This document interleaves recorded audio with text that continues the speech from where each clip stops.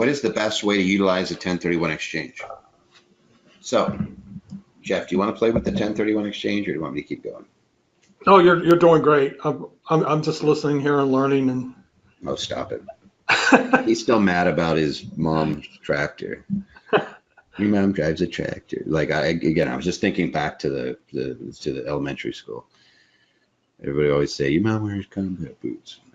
Well, yeah, let me say doesn't? this Mm-hmm. About 1031. The best way to utilize a 1031 exchange is first have a qualified intermediary, and second, don't touch any of the cash. Don't touch any of the proceeds from the sale of your what we call the property given up, the relinquished property. And I'm going to make this.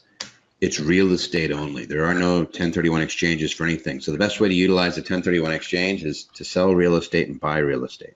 You cannot use it for anything else. Yeah, that's new in 2018. It used to be if you traded in a car from a business, it was a 1031 exchange. Yep, you used to be able to do inventory and all sorts of fun stuff. Now it's all gone. So what it really comes down to is you sell real estate and buy real estate.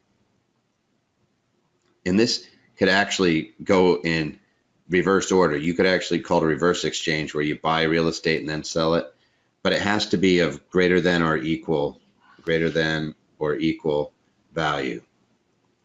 So if you sell $1 million of real estate, you got to buy $1 million of real estate, even if it has debt on it. You got to replace that debt, or you got to come to the table with some cash. Correct. But what happens is the basis of the previous properties roll into the new property or properties. And you could sell 20 properties and buy one. You could sell one property and buy 20. It doesn't matter as long as it's real estate. You could buy land. You could go and buy an apartment building, single families, combination, commercial, residential. It doesn't matter as long as it's real estate. So if somebody says, if I were to attend a 2-day real estate educational networking event where I have to fly to the event, how many hours count? So like she says it's going to take 48 hours to get there and back and do it. Are they able to take every hour, or are they taking 8 hours a day? Do you know the answer to that one?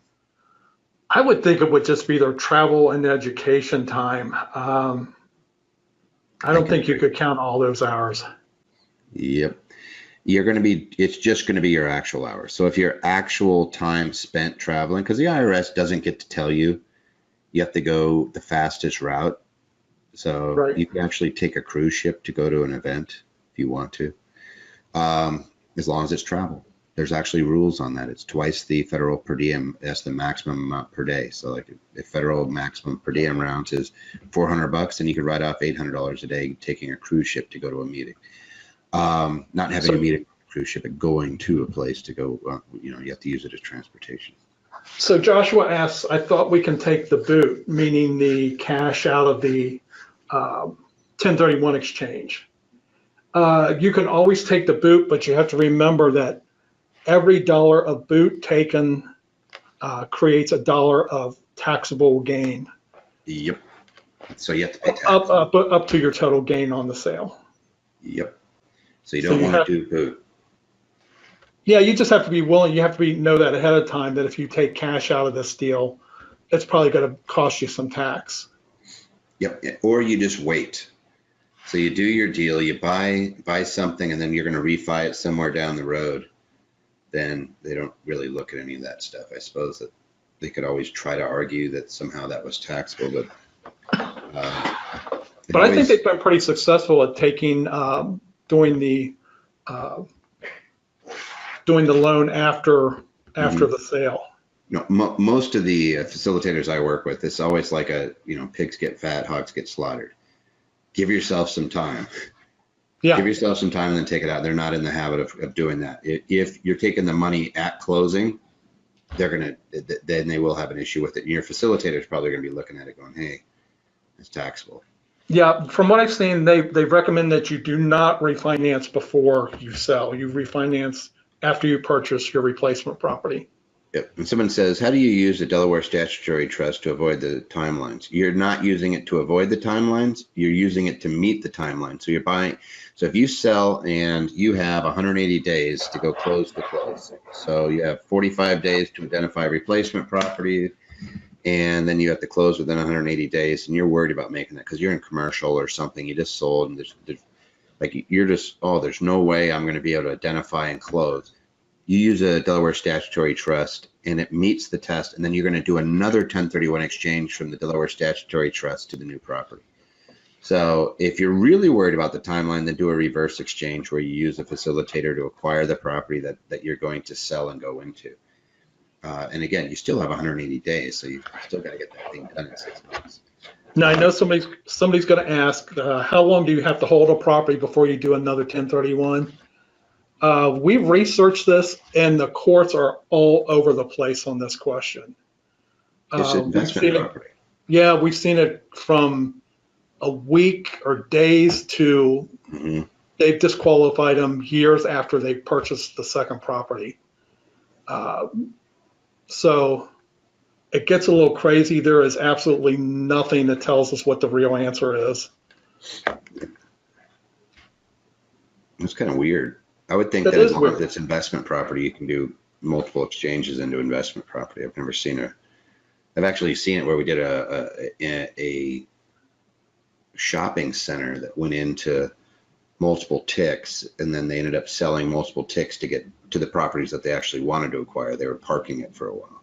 And those lawyers all looked and said, hey, there's no hard and fast timeline. They all said 6 months is the keep yourself from getting in trouble. But that's pretty much what I've seen is that's recommended. So here's the thing. If you're going to do a 1031 exchange, get a good intermediary. If you need a good intermediary, ask me. I have a couple that I could send over your way that are good. They're all over the place, by the way. Like, I rarely use somebody that's in your neck of the woods. It's probably going to be somebody that I think is good. And Shauna Romero is one that I use out of Idaho, 1031 exchange gal. All I know is that whenever I ask her a question, she tries to answer it the best she can, and she doesn't play games. And I've never had an issue. My clients have never had an issue, and she's out there, and I don't even know where she's at. I just know that she's good. So there's other people that use 1031 exchange. Just find someone that has worked with folks and no nonsense, get it done. Right. A good intermediary is going to keep you out of trouble. Right. Somebody says, what about a real estate that you purchased to fix and flip and you sell the property to the buyer? No, that cannot be 1031 exchanged. That is dealer property.